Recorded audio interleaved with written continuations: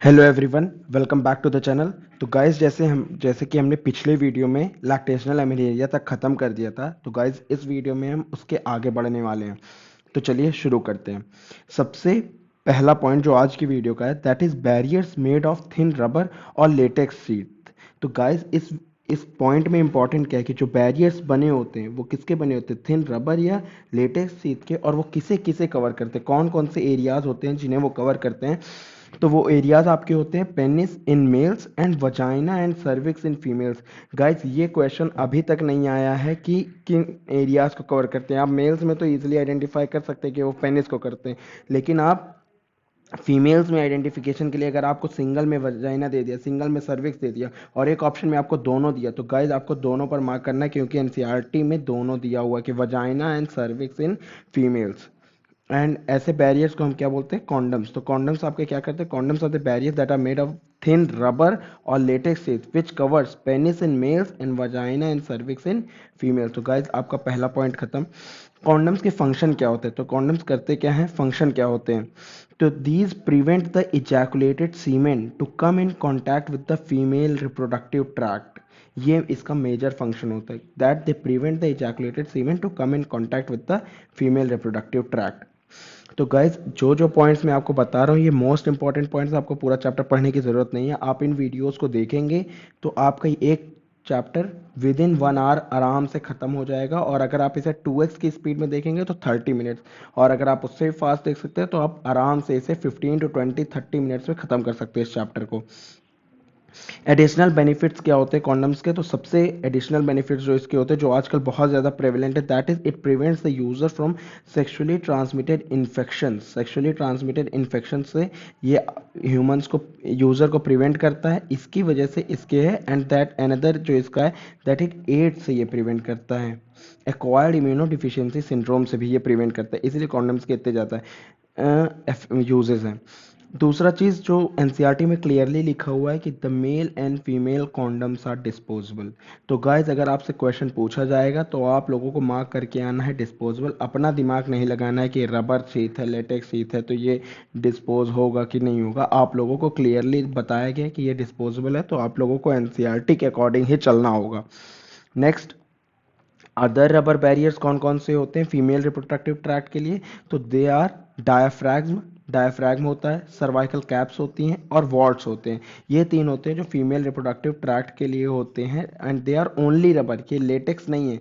यहाँ पर आपके लिए सीधा सीधा पॉइंट लिखा हुआ है, दैट इज रबर। अगर आपको लेटेक्स दिया जाए तो गाइज बी केयरफुल, वो एक टैकलिंग क्वेश्चन हो सकता है आप लोगों के लिए। तो डायाफ्रैग्म, सर्वाइकल कैप्स एंड वॉल्ट्स, ये क्वेश्चन आपका हो गया। Next point, oral administration of small doses of either progestogens। तो गाइज यहाँ ये जो नाम है दैट इज प्रोजेस्टोजन, और progestogen estrogen combination is another contraceptive methods used by the females.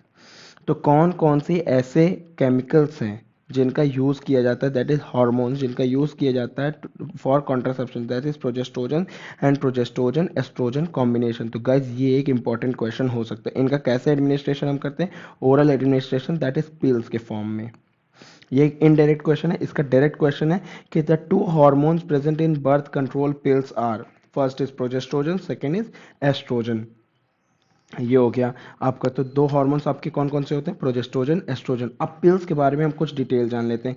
Pills आपकी ली जाती हैं आप for a period of 21 days. आपको लगातार 21 डेज तक लेना होता है, और स्टार्ट कब करना होता है, इन्हें आपको स्टार्ट करना होता है with in 5 days of menstrual cycle start. ठीक है, first 5 days of menstrual cycle में। और इसका जो एडवाइजेबल गैप है, जिस गैप में आपको पिल्स को रीस्टार्ट करना होता है, दैट इज 7 डेज। गाइज इस पोर्शन में, पिल्स वाले पोर्शन में आपको ये डेज याद करना बहुत ज़रूरी है कि 21 डेज के लिए आपको लगातार लेना होता है। With in first 5 days of menstrual cycle के आपको इसे स्टार्ट करना होता है, 7 डेज का मिनिमम गैप आपको देना होता है। अब पिल्स के आपके फंक्शन क्या होते हैं, पिल्स की इंपॉर्टेंस क्या है, पिल्स के फंक्शन है आपके इनिबिट ओव्यूलेशन। ये क्या करता है, ओव्यूलेशन इनिबिट करता है, इम्प्लांटेशन इनिबिट करता है, and it also alters the quality of cervical mucus. अब क्वालिटी ऑफ सर्वाइकल म्यूकस को ऑल्टर करने से क्या होगा, इसको ऑल्टर करने से क्या होगा कि आपकी जो एंट्री ऑफ स्पर्म्स है वो इनिबिट हो जाएगी। It inhibits the entry of sperm, that is ये म्यूकस को थिक कर देता है। Alter the quality of mucus, तो उसे थिक कर देता है, तो एक सर्वाइकल प्लग बनता है, जिसकी वजह से क्या होता है कि वो स्पर्म को अंदर जाने ही नहीं देता, that is it inhibits the entry of the sperms. NCERT के अकॉर्डिंग जो मोस्ट इफेक्टिव कॉन्ट्रासेप्टिव मेथड बताया गया है that is oral pills. Oral pills के अगर आपको प्रॉपर्टीज दिया जाएगा which of the following are the properties of the oral pills, तो आपके पास ऑप्शन होगा, तो आपको दो ऑप्शन 101% मार्क करके आना है, that is it is very effective and it has very less side effect. ये एनसीईआरटी में क्लियरली दिया हुआ है कि the contraceptive method which is very effective and has less side effect उसको हम बोलते हैं ओरल पिल्स। तो गाइस नीट 2021 के लिए बहुत इंपॉर्टेंट क्वेश्चन हो सकता है, और इसमें ऐसे ऐसे पॉइंट्स हैं जिनमें लोग आराम से इजीली फ्लो कर सकते हैं और आंसर गलत करके आएंगे। यहाँ आपसे मोस्ट यूज्ड कॉन्ट्रासेप्टिव मेथड नहीं पूछा, यहाँ आपसे पूछा which is very effective and has less side effect, वो आपको ओरल पिल्स बताए। अगर most used contraceptive method in India पूछा जाए that is IUDs bye females. Contraceptive method which contains non steroidal preparation, तो गाइज ये क्वेश्चन बहुत ही highlighted question रह चुका है, इसका आंसर है आपका Saheli pills. Next, the hormones used as injections, hormones कौन कौन से ऐसे हार्मोन्स हैं जो आपके इंजेक्शंस में यूज़ किए जाते हैं और इम्प्लांट्स में यूज़ किए जाते हैं। जैसे कि हम सभी लोगों को पता है कि इम्प्लांट्स स्किन के नीचे आपके प्लेस किए जाते हैं, तो हार्मोन्स यूज्ड एज इंजेक्शंस और इम्प्लांट्स आर, क्लियर है, प्रोजेस्ट्रोजेंस एंड एस्ट्रोजेंस अगेन।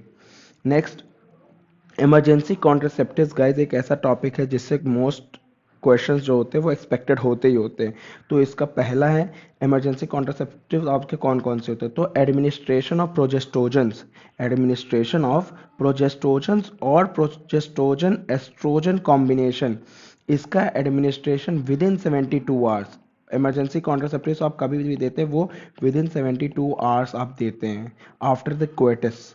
तो एडमिनिस्ट्रेशन ऑफ प्रोजेस्ट्रोजन और progestogen estrogen combination is one of the emergency contraceptives. दूसरा है आपका inserting IUDs intra uterine devices, इसका टाइम ड्यूरेशन 72 आवर्स होता है और जिसके लिए इफेक्टिव होता है।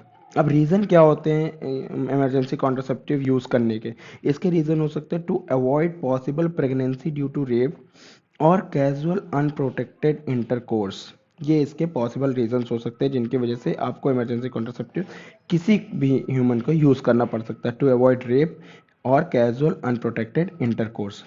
अब किन मेथड्स को हम स्टेरलाइजेशन मेथड्स बोलते हैं, स्टेरलाइजेशन मेथड्स हम बोलते हैं सर्जिकल मेथड्स को। ऐसा क्यों बोलते हैं, इसलिए बोलते हैं कि सर्जिकल मेथड्स जो होते हैं दीज आर इरिवर्सिबल और रिवर्सिबिलिटी इज वेरी पुअर। तो स्टरलाइजेशन मेथड्स हम किन्हें बोलते हैं, सर्जिकल मेथड्स को। सर्जिकल मेथड्स को हम कौन से मेथड बोलते हैं, स्टरलाइजेशन मेथड। तो ये आपका को रिलेट करके आप क्वेश्चन बना सकते हैं, वाइस वर्सा आप इसे बोल सकते हैं। सर्जिकल मेथड्स या स्टरलाइजेशन मेथड्स करते क्या हैं, दे ब्लॉक गैमीट ट्रांसपोर्ट, ये क्या करते हैं, गैमीट के ट्रांसपोर्ट को रोक देते हैं जिसकी वजह से कंसेप्शंस नहीं हो पाएंगे। कंसेप्शन नहीं हो पाएगा मतलब कि अगर गैमीट रिलीज ही नहीं होगा, गैमीट का ट्रांसपोर्ट होगा ही नहीं आपका, तो कहाँ से आपका फ्यूजन होगा, फर्टिलाइजेशन होगा, आपका कुछ होगा ही नहीं। तो इसीलिए ये ब्लॉक कर देते हैं गैमीट ट्रांसपोर्ट को, इसीलिए कंसेप्शन नहीं होता, प्रेगनेंसी नहीं होती। मेल्स में हम क्या बोलते हैं, वासेक्टोमी, फीमेल्स में हम बोलते हैं ट्यूबेक्टोमी। मेल्स में वासेक्टोमी में हम क्या करते हैं, एक छोटा सा portion of vas deferens remove कर देते हैं या उसे टाई अप कर देते हैं, और जो इंसीजन मारते हैं गाइज, इंसीजन का क्वेश्चन अभी तक नहीं आया है, तो मोस्ट एक्सपेक्टेड है कि विद इन 1 और 2 ईयर्स से क्वेश्चन पूछा जा सकता है कि मेल्स में इंसीजन कहाँ मारते हैं। तो गाइज मेल्स में इंसीजन जो हम प्लेस करते हैं दैट इज स्क्रॉटम में, और फीमेल्स में दैट इज फेलोपियन ट्यूब को रिमूव किया जाता है या टाई अप किया जाता है थ्रू अ स्मॉल इंसीजन, और उनमें इंसीजन कहाँ लगाया जाता है, उनमें इंसीजन एब्डोमेन में लगाया जाता है या थ्रो वजाइना लगाया जाता है। तो फीमेल्स में दो जगह से इंसिजन लगाया जा सकता है, एक एब्डोमेन से, एक थ्रो वजाइना से। तो गाइज ये एक इंपॉर्टेंट क्वेश्चन हो सकता है। ड्रॉबैक क्या है स्टेरलाइजेशन की, मैंने आपको पहले ही बताया कि इसकी रिवर्सिबिलिटी बहुत ज़्यादा पुअर है और ये इरिवर्सिबल भी इसे बोल सकते हैं। Medical termination of pregnancy act, guys ये एक क्वेश्चन है जो हाईलाइटेड होते हैं। इन क्वेश्चंस, इन टॉपिक से क्वेश्चन आना ही आना होता है, हर साल इनडायरेक्ट क्वेश्चन आएगा या तो डायरेक्ट क्वेश्चन आएगा। अब आपको एमनियोसेंटेसिस वाले पोर्शन इंक्लूड कर देगा इसी में एम टी पी इंक्लूड कर लेगा, इसी में एस टी डीज इंक्लूड कर लेगा। तो यही 3-4 हाईलाइटेड टॉपिक्स है रिप्रोडक्टिव हेल्थ से जहाँ से क्वेश्चन एक्सपेक्टेड होता है। तो medical termination of pregnancy act that is M T P was legalized in India in 1971। अब एमटीपी को लीगलाइज्ड क्यों किया गया था? एमटीपी को लीगलाइज इसलिए किया गया था to avoid incidents of illegal abortion and consequent maternal mortality and morbidity. तो इलीगल अबॉर्शंस को, जैसे लोगों को पता चल जाता था कि फीमेल चाइल्ड है, तो वो उसको क्या करते थे, उसका अबॉर्शन करा देते थे। तो इसके थ्रू क्या होगा कि अब आप लोगों को एक मेडिकल प्रैक्टिशनर की एडवाइस लेनी पड़ेगी। वो आपको अगर एडवाइस करेगा तभी आप medical termination of pregnancy act के थ्रू अबॉर्शन करा सकते हैं, नहीं तो आप नहीं करा सकते। According to this act, a pregnancy may be terminated on certain grounds within first 12 weeks of pregnancy. आप सभी को पता है कि फर्स्ट 12 वीक्स ऑफ प्रेगनेंसी को हम क्या बोलते हैं, फर्स्ट ट्राइमेस्टर भी बोलते हैं। On the opinion of one registered medicinal practitioner, अगर जो प्रेगनेंसी है वो ग्रेटर देन और more than 12 weeks of pregnancy cross कर चुकी है, तो उसके लिए आपको 2 रजिस्टर्ड मेडिसिनल प्रैक्टिशनर चाहिए। 2 registered medical practitioner are required to abort the child after 12 weeks of pregnancy। ये बहुत इंपॉर्टेंट है। और ये ऐसा हम करेंगे भी क्यों? 2 रजिस्टर प्रैक्टिशनर चाहिए, तो ऐसा करेंगे भी क्यों? वो हम करेंगे अगर रिस्क होगा प्रेग्नेंट वुमेन को, या रिस्क होगा फिजिकल और mental health of the child. मतलब आपकी या तो प्रेग्नेंट वुमेन को रिस्क है, या तो फिजिकल और मेंटल हेल्थ, या तो शारीरिक या बौद्धिक क्षमता को दिक्कत है अगर किसी चाइल्ड के, तब हम ये करेंगे। दैट इज़ अगर बेबी का बर्थ हुआ तो वो फिजिकल और मेंटल अबनॉर्मेलिटीज़ के साथ अगर होने की पॉसिबिलिटी है, तब हम एमटीपी को लीगलाइज करते हैं। तब हम अलाउ कर देते हैं कपल को कि वो फीमेल को कि वो अबॉर्शन करा सकते हैं। केसेस 2 ही हो सकते हैं, या तो प्रेग्नेंट वुमेन को रिस्क हो, या तो चाइल्ड को रिस्क हो, किसका, फिजिकल और मेंटल हेल्थ का, तब हम कर सकते हैं। Contraceptive should always be undertaken in consultation with the qualified medical practitioner. Guys NCERT में ये लाइन क्लियरली लिखी है, कॉन्ट्रासेप्टिव्स को हमेशा आपको क्वालिफाइड मेडिकल प्रैक्टिशनर के अंडर में ही लेना है। तो ये एक इंपॉर्टेंट लाइन हो सकती है अगर ये ट्रू फॉल्स के फॉर्म में आ गई आपके पास तो, या option which of the following is true में आ गया और लिख दिया contraceptive should always be taken in consultation with the qualified medical practitioners. कुछ लोग यहाँ अपना दिमाग लगाएंगे, वो सारे कॉन्ट्रासेप्टिव्स को इंक्लूड करेंगे और वो सोचेंगे कि इस हर के लिए तो ज़रूरी नहीं होता, इसलिए इसका आंसर हम फॉल्स मार्क कर देते हैं। लेकिन गाइस एनसीईआरटी में ये क्लियरली लिखा है, तो आपको इसे ट्रू समझ के वहाँ आंसर मार्क करके आना ही होगा। अब एक डेटा है जो एनसीईआरटी में क्लियरली दिया हुआ, that is every year 45 to 50 million medical termination of pregnancies are performed all over the world. तो all over the world how many MTPs are performed every year? 45 to 50 million pregnancies are aborted every year. Most widely accepted methods of contraception in India are IUDs। तो most widely accepted methods of contraception in India मैंने पहले ही बताया था IUDs होती हैं। IUDs ideal contraceptives होती हैं कुछ लोगों के लिए, दैट इज किन के लिए, the female who wants to delay pregnancy. ऐसी फीमेल जो प्रेगनेंसी को डिले करना चाहती हैं, और स्पेस चिल्ड्रन, मतलब एक बेबी के बाद वो दूसरे बेबी के बीच में एक गैप रखना चाहती है, उनके लिए IUDs is the perfect contraceptive और ideal contraceptive. Diaphragm, cervical caps and vaults prevent conception by blocking the entry of sperm through the cervix। तो these block the entry of sperm within the cervix। ये एक important point आपके लिए हो जाता है। Next, which of the following is used along with the barriers to increase contraceptive efficiency। तो guys NCERT में 3 के बारे में लिखा है, spermicidal creams, jellies and foams, ये 3 के बारे में लिखा है, that is they are use along with the barriers to increase the contraceptive efficiency. ये एनसीईआरटी में क्लियरली लाइन लिखी हुई है। नेक्स्ट, आईयूडीज के मेजर पॉइंट्स। आईयूडीज का full form intra uterine devices. IUDs are inserted by doctors और expert nurses in uterus, intrauterine, in uterus through vagina. ये पहला पॉइंट। दूसरा, आईयूडीज जो अवेलेबल है मार्केट में, these are mostly non medicated IUDs.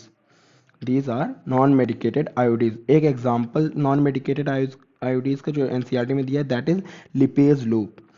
Second, copper releasing IUDs आपकी कौन कौन सी होती है? कॉपर रिलीजिंग आयोडीज जिनके नाम एनसीईआरटी में दिया, that is copper T, copper 7, multi load 375। तो गाइज एग्जांपल्स आपको 100% याद होने चाहिए सबके, क्योंकि एग्जांपल्स बहुत कम है और एग्जांपल से क्वेश्चन पिक किया जा सकता है, क्योंकि copper T, copper 7, multi load 375 ये कॉमन एग्जांपल्स हैं कॉपर रिलीजिंग आयोडीज के। अब हार्मोन रिलीजिंग आयोडीज कौन कौन से होते हैं? हार्मोन रिलीजिंग आयोडीज है प्रोजेस्टेरोन एंड LNG-20, ये दो होते हैं आपके हार्मोन रिलीजिंग। तीन होते हैं आपके कॉपर रिलीजिंग, एक होता है आपका non medicated that is Lippes loop. तो आपके पास 6 एग्जाम्पल हैं आयोडीज के, तो उन्हें आप अच्छी तरह लर्न कर लीजिएगा। अब आयोडीज के आपके पास फंक्शन क्या क्या है? The functions of IUDs are they increase the phagocytosis of sperms. आपको ये क्लियर होना चाहिए that the IUDs increases the phagocytosis of sperms within the uterus, क्योंकि स्पर्म जो होता है उसे यूट्रस तक जाना होता है। The sperm has to travel to uterus, फिर उसके बाद उसे एम्पुला तक जाना होता है फ्यूजन के लिए, इसीलिए they increases the phagocytosis of sperms within the uterus. और दूसरा पॉइंट चीज़ क्या करता है ये? It releases copper ions to suppress sperm motility, releases copper ions to suppress the sperm motility, ये तो एक चीज़ करता है। दूसरी चीज़ क्या करता है? It also affects the fertilising capacity of sperms and the sperm motility. तो गाइज आज के लिए इतना ही। आप इन पॉइंट्स को आराम से पढ़िए, ये एनसीईआरटी के मोस्ट इंपॉर्टेंट पॉइंट्स हैं जिन्हें मैंने अपनी बुक में मार्क करके रखा, तो मैं आपको हेल्प कर रहा हूँ कि आप आराम से जल्दी जल्दी इन सबको रिवाइज कर लीजिए। आप 2x 3x की स्पीड में देखेंगे, ये पॉइंट्स आपके दिमाग से एक बार गो थ्रू हो लेंगे, और जिन पॉइंट्स को मैंने बताया कि ये कंफ्यूजिंग क्वेश्चन है उनको आप रिव्यू कर लेंगे, तो आपका रिप्रोडक्टिव हेल्थ चैप्टर से एक भी क्वेश्चन नहीं छूटेगा, इसकी गारंटी मैं ले सकता हूँ। Thank you guys, please like share and subscribe the video. अगर वीडियो पसंद आए तो सब्सक्राइब कर दीजिएगा। Thank you guys.